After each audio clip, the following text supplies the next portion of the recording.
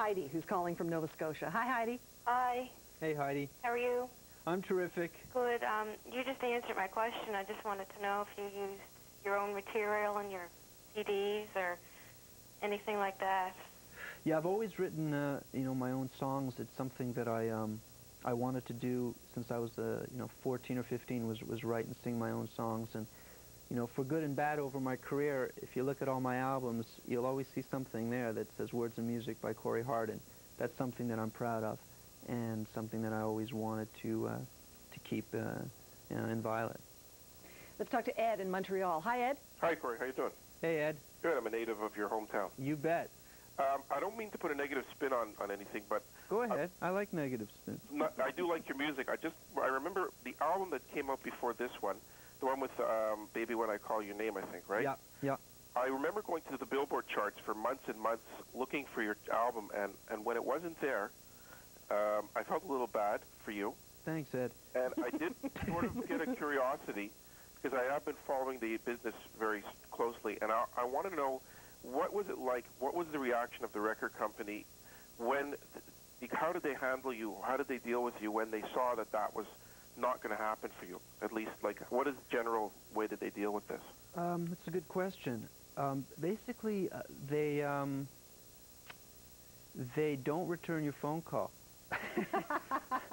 So they're not kind about this. No, you know what happened? I mean, I was signed to an it's interesting you mentioned Billboard, because I was signed directly to an American label, and I was with Warner Brothers, and my label was Sire, which is an independent, but it was signed through Warner Brothers, and basically they released my record, and like I mentioned to Jane, it came and went very, very quickly. In a matter of a week or so, the record was over, and they try and put on a good front, and they encourage you, and they try and tell you that they're going to put out a second or a third single, but in a big company like that, if you're not a priority, you can get lost, because they have artists like R.E.M. and Prince and Madonna that take up a lot of their time and their space, and it's understandable.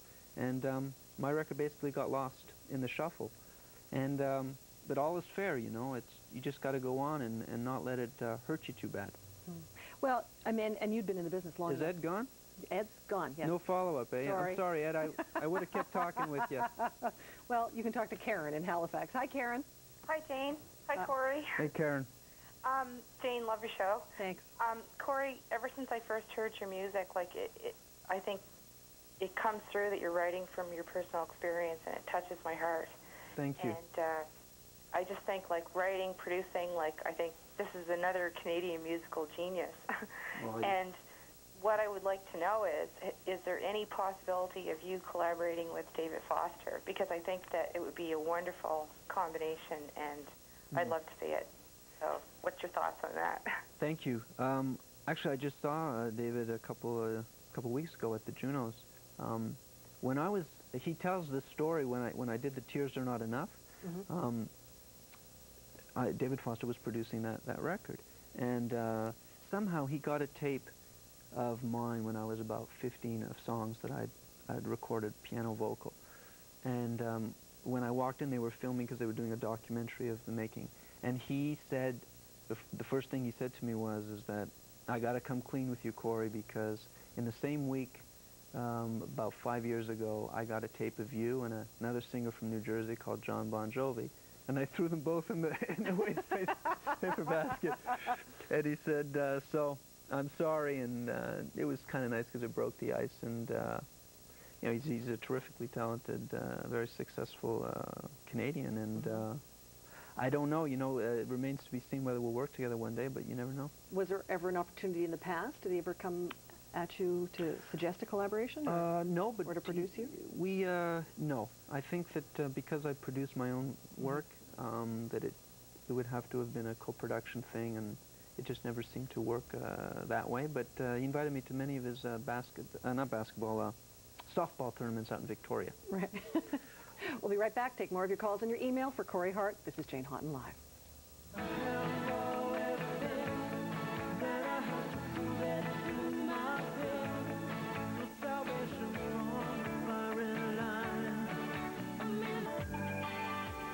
You're with Jane Hawtin Live. That's Never Surrender. Our guest is Corey Hart. And why is that torture to watch that? It's just painful to see that video. Why? Just because I don't really like it. You know, it's not the director's I love fault. that song. Oh, you just don't like the video? Oh, I love the song. Oh, I love the song. but you didn't like the video? No, I didn't like the video. Well, it was a weird time. The videos were weird, and they all had to be sort of deep and meaningful. And well, we were doing basically a conceptual, instead of a performance of the song, right. You would basically, you know, try and act out a little movie in 3 minutes. And, you know, the idea of James Dean with his leather jacket leaving home seemed appropriate at the time. Now it seems fractured and cliched, so. Okay, let's go to the phone lines and talk to Erica, who's calling from St. Thomas. Hi, Erica. Hello. Hi. Hi, Corey. Hey, Erica, how are you? Oh, I'm okay. How are you? Very, very well. That's good. I wanted you to know that I listen to your music every day now. I mean, I always listened to it a lot before, but now I listen to it even more now because the baby's on the way. Yeah, congratulations, by the way. Oh, thank you. And your music really relaxes me these days. I mean, songs like 3rd of June and Tell Me, and especially India. And I just love these songs, and I had to let you know that your music means so much more to me now, and I really appreciate your music so much and all the time and effort you put into it. You're very sweet, and it means a lot to me that you feel that way. And you know, any songwriter would tell you that's why he does it. Yeah. So, well, any songwriter that I would respect, if he just does it for himself, you know, I don't believe that's why, you know, we do what we do. I think it's to reach people. So, Yeah. you take care, and good luck with the morning sickness. I don't have any. Oh, well, you're lucky then. Thanks for calling. Hi. Neither did Julie. Take care. Say hi to Dan. Okay, let's talk to Tracy in Cornwall. Hi, Tracy. Hi. You know, obviously. Hi, Corey. Yeah. Yes. Hi, Tracy. Hey, Tracy. Hi. How are you? Not too bad. Yourself? I'm pretty good. Now, my question, it's not really a question, it's more of a comment along the lines of your music is so profound, and I'm a hardcore country. So whenever you came out with a new album, I just went, oh my God, Corey Hart's got a new album, and I was so impressed. And all my friends went, you don't listen to anything else but country, and now you're listening to this. Why? And I said, because his music, his lyrics are more meaningful than all the other rock bands I've ever heard, and I think you are just a wonderful artist. You're, Wow. Well, I like this show. Gee, having a good time now? I'm really having a good time. Thank you. Maybe I should do some country. Whoa, you make her real happy. That's really sweet. I don't know what to say except thank you very much, and I really appreciate it. All right. Now, can I do this email now? Let me do this email? Okay. I was a huge fan of Corey's. I watched all of his videos, had all of his albums, and my room was plastered with magazine clippings of him. Now I'm 20 years old, and I've just recently heard some of his new work. I love it. It's nice to see that his music has grown up with him. I think it's a true sign of a talented artist. My question to Corey is this: what exactly was Sunglasses at Night about? All through the 80s and until now, I've been trying to figure out what that song was really about. Mm-hmm. Obviously, he thinks there's a deep... Was there a deep, secret, hidden meaning behind Sunglasses? Not really. I recorded my first album in Manchester, England, and we arrived in the beginning of March, and by the end of the session, which was somewhat towards the end of June, we literally hadn't seen one day of sunlight. It had rained, you know, continuously, and I was having trouble sleeping, and I was in bed and I couldn't fall asleep, which was often the case towards the end of that session. And I flipped on my light and I just started to write some notes down. And one of the notes I wrote was Sunglasses at Night. And it ended up being a last-minute addition to that album, and we recorded the song. And the idea came from the producer of the record used to just wear his glasses all the time, and a couple of people used to kid him, you know, in the pubs about wearing his sunglasses at night. And the phrase just stuck with me.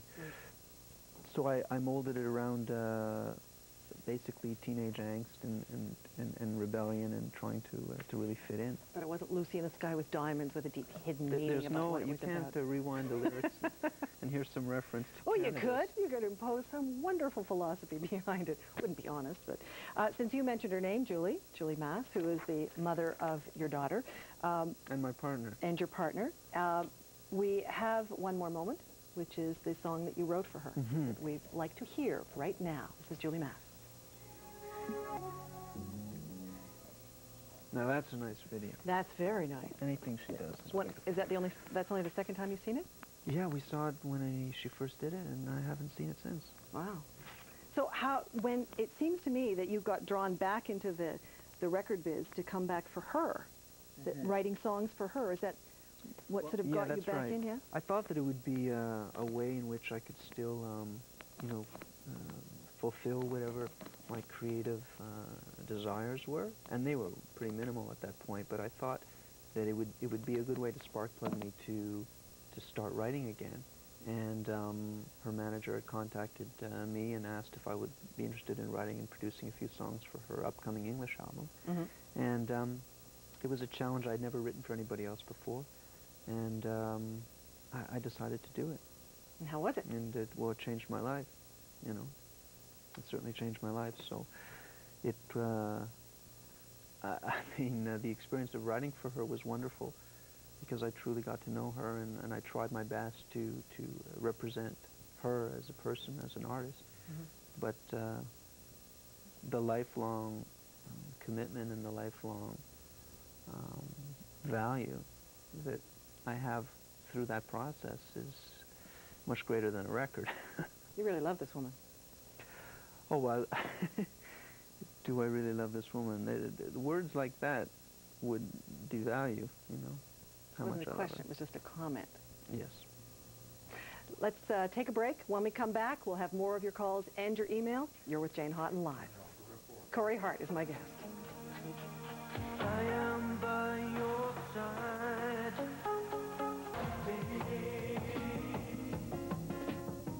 That's Black Cloud Rain, the first single off of Corey Hart's new CD. Our guest is Corey Hart. We're going right to the phone lines to talk to Melissa in London. Hi, Melissa. Hi, Jane. First, I wanted to tell you, you are a huge inspiration for all of us young women in the media industry. I'm a big fan of your show. Thanks. And Corey, oh my gosh, I would never believe 10 years ago that I'd actually be talking to you live right now. I was about 11 or 12, and I was just crazy about you. I was one of those screaming little teenage girls that you were talking about.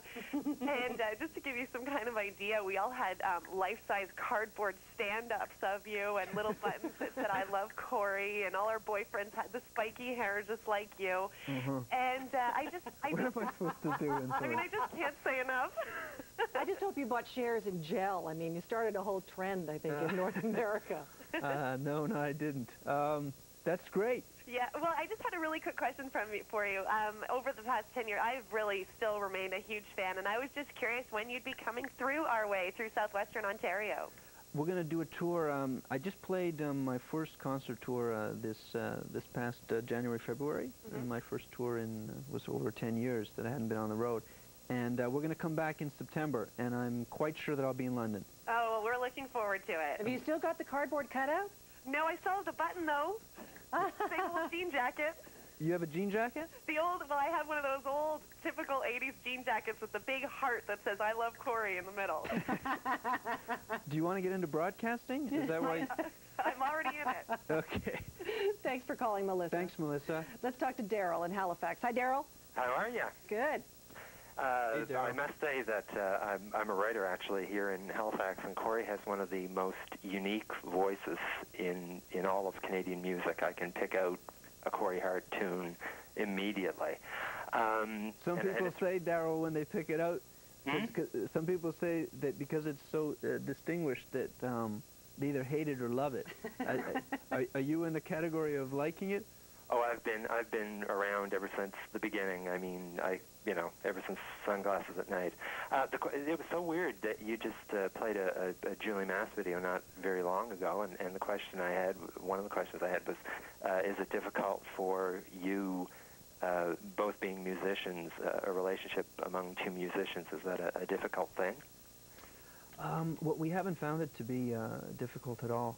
I think that, in a sense, we can both understand a lot of the emotions that an artist goes through, because we both share, the same path in life.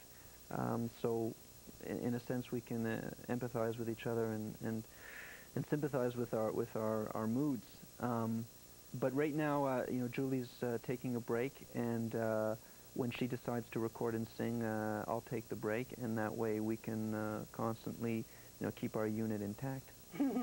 When you were talking about the distinctive voice you have, I mean, there were some, I think, that were surprised when they heard this CD that we talked about being a more mature Corey Hart, but it's still Corey Hart. It's still your same sound. Yeah. And did you think about that, of whether you should really take a right turn and do something completely different? No, not really. I mean, I'm the same singer and the same lyricist and the same, songwriter, music-wise. And in fact, the same producer as in all my other records, so there's going to be a similarity, I think, with all those components in place. But I did try and sing. I've been, critical of myself over the past concerning the fact that a lot of the times you can't understand what I'm singing, that I'm unintelligible with my vocals, and I really tried to work with Humberto, who is the co-producer and engineer on this record, to really try and make my vocals a little more, what's the word? Intelligible. Clear? Clear. Mm-hmm. Now, you speak 3 languages, Spanish, French, and English. I'm not speaking English very well today, but yes, I do speak 3. Where did the Spanish come from? Where did you learn Spanish? From Spain. That would make sense. Duh. No, I'm sorry, Jane. That's okay. No. I'm troubled today. I lived in Spain and Mexico when I was a kid. And naturally, when you're young, you are a sponge and you absorb everything. I can see with my daughter, she's learning all my little tricks about getting extra ice cream and stuff like that. So I learned Spanish when I was 5, and I just remembered it. Let's talk to Stacy in Welland. Hi, Stacy. Hello. Hi. Hi, Corey. I just wanted to share something with you. In the early 80s, I was living in Regina, Saskatchewan, and we were at the exhibition, and your bus ended up pulling in, and I remember looking up, and I saw you sitting in the window. You were just looking, and you looked so lonely. I wondered, did you really feel like that then? This was in Regina? Right. Did I feel lonely? You were just making it big then. Mm-hmm. I think that, truthfully, if there was one aspect of the success that I had in the mid-'80s that I felt affected my personality, was that I tended to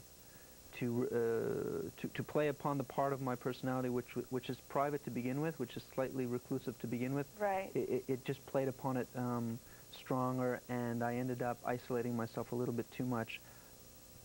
I don't think I was lonely, but I think that I became somewhat the boy in the box, which is not a healthy thing to do, and I'm glad that I worked my way through that. Well, it's nice to see, and I want you to know that you still have the teenagers fawning all over you. I have a 13-year-old and 15-year-old, and they have Corey Hart everything in their bedroom. Keep up the good work. God bless. Thank you.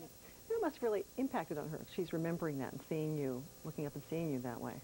Yeah, it must have been a bad day. I mean, I don't think I was lonely, but at some points I was actually afraid, because it just some of the stuff was just hard to deal with. It was just a lot of people, and just kind of a big phenomenon going on around you all the time, and you just, there's no schooling for it, so you just got to learn on the job. So it felt what, a whole circus that was happening, and you were kind of at the center of it? Yeah, you just feel that when you're on stage and when you're performing, you want the light, and you want that magic that happens, that myth of the ideology and the mythology of being greater than what you actually are, because everything is magnified. But when you walk into a hotel or you go into a restaurant, you just don't, you have to learn how to deal with that. Because you want to go, not now, I don't want it now. Well, it's somewhat embarrassing. Sometimes it was actually, it was just a little scary, but I think anyone at 21, 22, 23 is going to have a tough time with it. I think now, with the seasons and the experience, I mean, I don't react the same way. Yeah. Dan Hill had talked about a similar kind of thing when he was on the show, because he had his success so early too, and it was so huge and so overwhelming so fast, and then sort of coming to terms with it and sort of maturing and accepting that this is the way your career is going now, and it flashed really bright at the beginning and it was fun, but okay, now what? Now what am I? How am I going to be for the rest of my career? I'm trying to draw the analogy here, and I think that what's up, buddy? I was going to get him by the end of the show. I know he's mad at me, but I couldn't resist. He was dancing Okay, around. we'll do the email then, shall we? Okay, we'll do the email. I think that's probably what he's trying to signal us. Great to see Corey on your show. Another great example of fantastic Canadian talent. Could you ask Corey who was his favorite Canadian artist? Who his favorite Canadian artists are? That's a good question. I like Jane Siberry a lot, and she's an artist that has always remained very true to her objectives and her work, and I think she's very underappreciated. You know, not so much in this country, but just all over the world. And oh God, who else do I like? I think April Wine was a very good band. I think I met them because I opened for them when I did my first Canadian tour, and I think they pioneered a lot of the doors for other artists and bands that followed them, and I think as well they go a little bit unheralded, as they deserve more credit. Let's talk to Adrian, who's calling from Toronto. Hi, Adrian. Have a question for Corey? Hi, Corey. Hey, Adrian. How are you? I'm very well, thanks. I'm calling to, well, I'm one of the biggest fans out there, I guess you could say. I was actually at your concert at the Danforth Music Hall. Did you have a good time? Oh, your concert was amazing. You sound just like you sound on tape, and I give you all the credit in the world. I was right up there in the front, too, and cheering you on. And Cool. I'm glad you were there. Thank you. Did I look nervous? Pardon me? Did I look nervous? No, not at all. And you played so long. We wanted you to stay longer. Toronto loved you. Yeah, I'm going to be back in September. And I was just about to ask that when you were coming back. Yeah, I'm going to be back in September for a... how long did I play that night? Oh, I think like 2.5 hours. Well, we've got to make it 3 then. Oh, my God. Amazing, amazing. And do you know, I guess you don't know what exact date, eh? No, the dates aren't announced yet. I think they'll be announced probably in July, but I will be in Toronto in September for another show. Great. And I wanted to let you know that your Sunflower song, I love that song. Thank you. It's the best song. And I remember you telling us that was you wrote that in a difficult time of your life. Yeah, I did. Yeah, and that song helps me out, too. Thanks very much. Take care, Corey. Thanks, Adrian. All the best. I appreciate... Keep on going strong, eh? We want you around for a longer time. Okay. God bless. You going somewhere? I hope not. No, but it's nice. Yeah, people are nice. That's very nice. Did you stage all these calls? Yeah, that's right. We plotted them in there just for you. Now, when you played at the concert hall, though, and the concerts you've been doing, what's the age of the people that are out there? Are they people that were the ones, are they the teenagers who were crying the first time around, or are they... No, not every teenager cried now, Jane. Let's put it in perspective. Okay. Okay. Some of them just screamed and ripped your clothes off, yeah. No. I don't know. I think they were basically from 15 to 40. You know, I think it's some of the older fans and some of the newer ones that were introduced. He's doing traffic over here, and it just throws me off. I'm sorry. Because we're at the end of the show. Yeah, okay, He's telling me we have to get out. We had a hard 11. Great right? having coming in. Thank you very much. Terrific. Thanks a lot. Thanks, everyone, for calling in. I enjoyed it. Singer-songwriter Corey Hart. Tomorrow.